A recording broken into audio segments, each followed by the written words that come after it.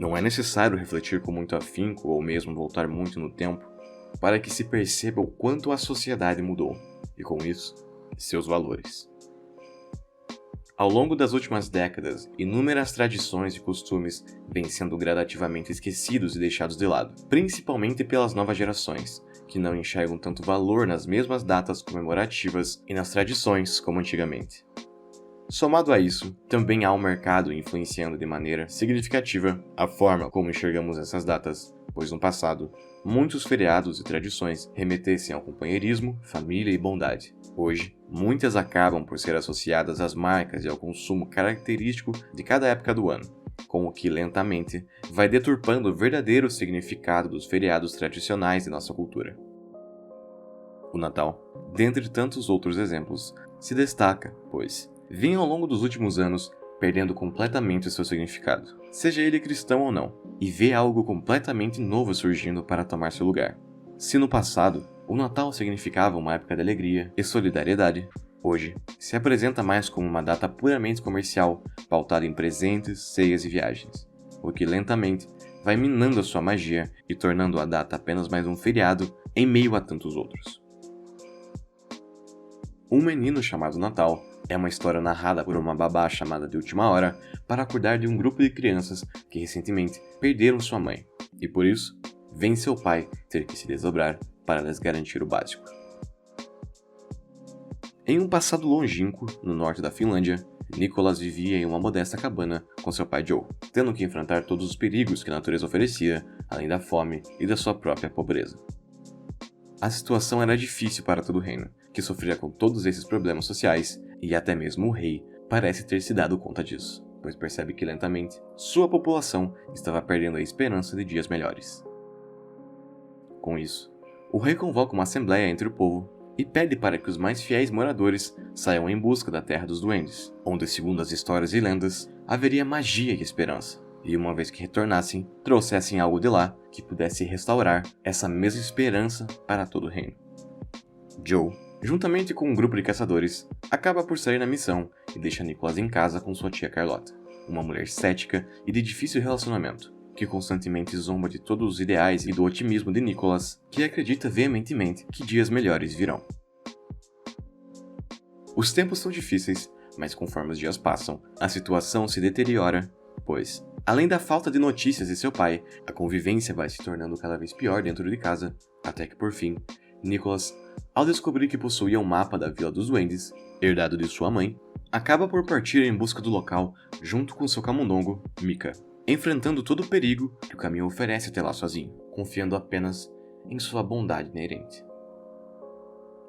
Uma vez na Vila dos Duendes, voltando a acreditar que a magia existe, Nicholas percebe que um ideal completamente diferente do que imaginava havia tomado a aldeia. Graças à visita de um grupo de caçadores que pegou os duendes despreparados, um garoto foi sequestrado na esperança de levá-lo até o rei e restaurar a esperança no reino. Desde então, a atmosfera no vilarejo é extremamente densa, com um líder ultranacionalista tendo ascendido, pregando que os duendes deveriam se fechar para o mundo exterior e jamais admitir a entrada de outro humano ali. Com isso, Nicholas se vê preso, mas logo consegue se libertar com a ajuda de Pixie, uma fada que também estava presa, e parte em busca do grupo de seu pai, para tentar convencê-los a soltar o garoto doente, e assim, restaurar a esperança e a felicidade na Vila dos Duendes, e consequentemente, em todo o reino. Mesmo não tratando com relevância a situação do reino ou mesmo dos moradores que retrata, o pouco que a obra apresenta mostra o quão desesperançosa se mostrava a sociedade, que não via uma liderança digna no rei, não viam a esperança de dias melhores e nem o fim da pobreza e da fome, que se manifestava nas falas de Carlota ou de alguns coadjuvantes, que sempre tecem comentários cínicos para com Nicholas e seu idealismo, que não encontrava mais espaço no reino em meio a tamanha miséria. Isso se reflete também, em parte, nas próprias crianças que escutam a história, pois, por terem perdido a mãe recentemente, manifestam comportamentos de extremo pessimismo e cinismo frente a esta, sempre questionando a babá sobre um final trágico para a protagonista e de sua empreitada, o que é reprimido pela senhora, que condena a atitude das crianças e prega que ainda há muito a ser ouvido e que não pode se viver sem esperança como elas faziam. O mundo havia se tornado um local tão frio e tomado pela desesperança que até mesmo os duendes, criaturas dotadas de forma inata de magia e otimismo, lentamente, começaram a se fechar para o mundo exterior, adotando os ideais ultranacionalistas que a líder ascendente prega para protegê-los. Com a ascensão de Vodou, festas são proibidas, o individualismo e o ócio desencorajado, e todos devem estar o tempo todo trabalhando em prol da comunidade e da vila, bem como toda e qualquer espécie diferente não é permitida no vilarejo, pois podem representar uma possível ameaça para a existência dos doentes. Esse comportamento lembra muito o modus operandi de governos fascistas, que adotam ou criam inimigos externos para justificar seu controle sobre o panorama social e as ações muitas vezes repreensivas que tomam para supostamente proteger o bem-estar social. Mesmo que não se aprofunde em questões políticas, o enredo tece uma pequena crítica a esse comportamento e modelo do governo, pois mostra que o isolacionismo não se apresenta como uma doutrina benéfica, nem mesmo para quem o pratica, e empobrece a cultura e o individualismo do local onde é aplicado. Como é possível perceber na Vila dos Duendes, que lentamente vai perdendo sua magia e tem sua população obrigada a viver com medo das ações do seu próprio governo.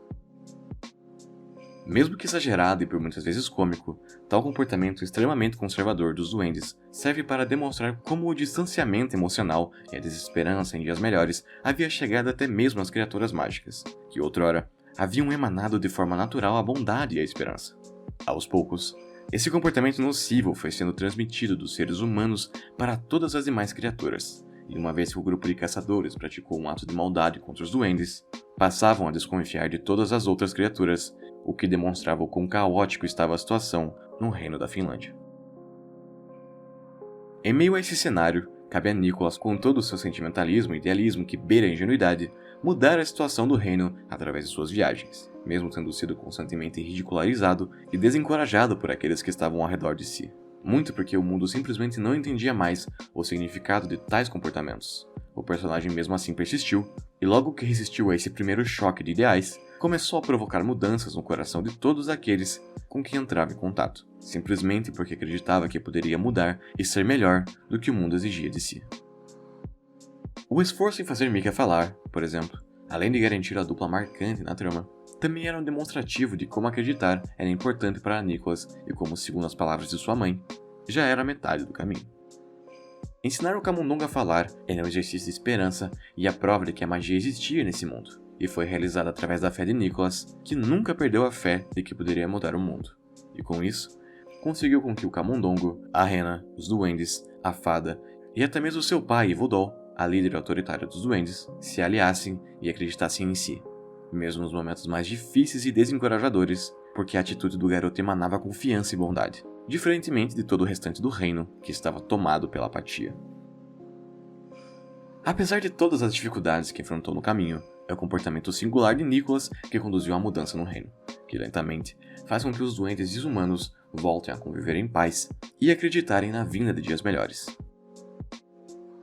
Apesar de todas as dores que passou, Nicholas, nem mesmo perdendo seu pai para o acaso, percebe que mesmo esse estando mais suscetível a ser magoado e manipulado, ser bom é a coisa mais importante desse mundo, pois além de proporcionar infinito aprendizado e amizades por onde quer que se passe, a bondade também é o elemento que muda qualquer equação, transformando qualquer ambiente, aquecendo mesmo o mais frio dos corações e curando o mais amargo dos cínicos, como era o caso de Vodol, Carlota e até mesmo as crianças que ouvem a história,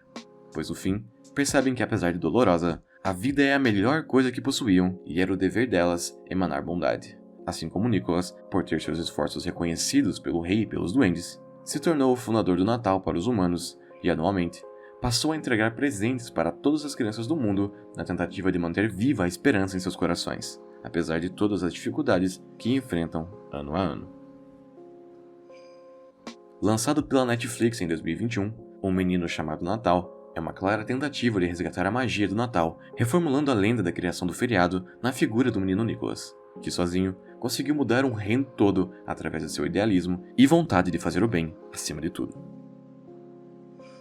Apesar de se passar em outro contexto e das liberdades criativas, o longa demonstra como o mundo vem se tornando um local cada vez mais sombrio e como vem esquecendo dos ideais que nos fizeram chegar até aqui. E em uma tentativa de demonstrar como há outro caminho para se percorrer, mostra como a bondade e o companheirismo podem garantir não somente proteção e afeto, mas também esperança, pois a esperança é o que move a humanidade e nos faz acreditar que dias melhores virão, assim como cada Natal faz para o ano que se aproxima.